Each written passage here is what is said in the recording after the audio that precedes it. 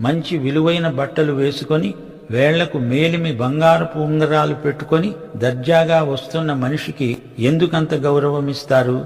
వేషానికి ఘనత చూపుతారెందుకని? అతనికి అగ్రపీఠమా? బీద వ్యక్తిని ఎక్కడో ఒక మూలన నిలవబెడతారా?